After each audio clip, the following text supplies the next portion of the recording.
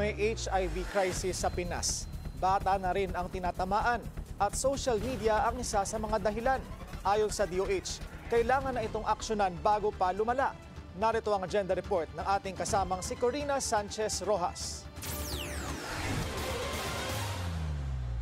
Sa Pilipinas ngayon ay may nadidiskubring 57 bilang araw-araw ng mga bagong tao na may sakit na HIV o di kaya ay mas malala na kondisyon na AIDS o autoimmune deficiency syndrome.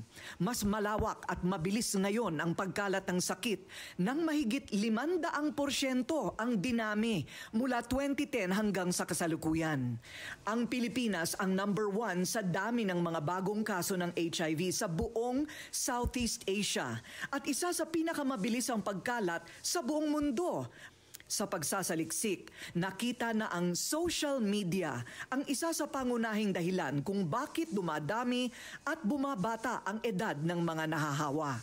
So Secretary Herbosa, bakit sa palagay po ninyo patuloy ang pagtaas pa rin ng HIV sa Pilipinas? Madaming mga factors yan. Number one, internet. Internet pornography. Some apps are being used by yung mga key populations. More open ang society. My feeling is there's this generation, itong mga bata, because we got them younger now.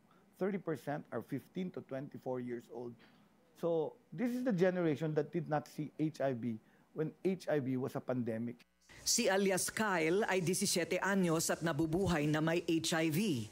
Umaamin si Kyle na nahawa siya dahil sa unprotected sex o pagtatalik na walang proteksyon matapos mag-hook up sa isang hindi kakilala sa internet. Pinagsisisihan ni Kyle ang paggamit ng dating app. Ngunit ngayon, siya'y nag-aaral at nagtatrabaho habang patuloy na umiinom ng gamot na ARV na libreng binibigay ng gobyerno. Sa ngayon ay undetectable na ang virus sa kanyang katawan. Aminado si Secretary Herbosa na sa loob ng mahabang panahon ay hindi na nabigyan ng sapat na pansin ang kampanya ng impormasyon at testing para sa HIV/AIDS awareness and prevention. At kailangan na itong magsimula ulit at agad. Kasama sa mga dahilan ng tuloy-tuloy na pagdami ng HIV/AIDS cases sa bansa ay una, social media hookups na nauuwi sa unprotected sex. Pangalawa, kakulangan ng impormasyon tungkol sa sakit at kung paano ito maiiwasan o gagamutin. At pangatlo ay ang pagkabigo ng pagkumbinsi sa mga tao na magpa-test. Napakahalaga ng testing. Sa paraang ito ay malalaman ng may sakit kung paano pa rin maaaring mabuhay ng halos normal at matagal kahit may HIV/AIDS at para rin hindi makahawa ng iba. What did the Pope say exactly? Number one, sinabi niya, who am I to judge that gender? And then the second one is, of course, they can use the condom to prevent HIV from spreading. Bakit po hindi na lang gawing mandatory ang testing ng HIV kung mandatory naman ang iba pang mga sakit pag pumapasok ka halimbawa sa trabaho? Magandang tanong yan because ang HIV is a social disease. It's just like TB. There's a social stigma attached to it. And every time you put something out as mandatory, malakas yung resistance.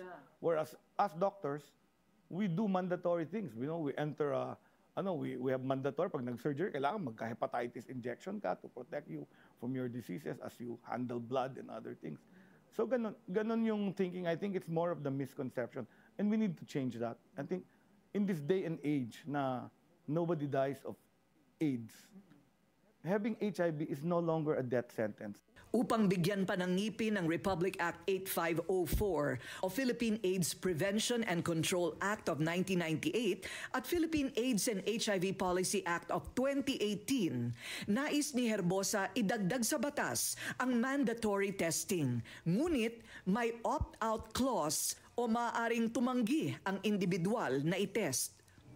May mga bansa po ba na ordinaryo na ang testing ng HIV? The US, Singapore, almost all countries na nag-control ng Thailand, na nag-control ng kanilang HIV problem, ay ginawang almost mandatory ang testing. So, in other words, ang tawagin lang ngayon, opt-out procedure. That means, papatest kita. Pero kung ayaw mo, this is a free country, pwede kang mag-opt-out. Habang pinagtatalunan pa rin ang mandatory testing upang pigilan ang pagkalat ng HIV sa lahat, lalaki, babae o bata man. Ayon kay Herbosa, kung hindi maaagapan ngayon ang sakit, sa loob ng 5 hanggang 10 taon ay hindi nakakayanin ng gobyerno na tulungan pa ang dami ng mga may HIV/AIDS sa bansa. Para sa Agenda, Corina Sanchez Rojas, Bilyonaryo News Channel.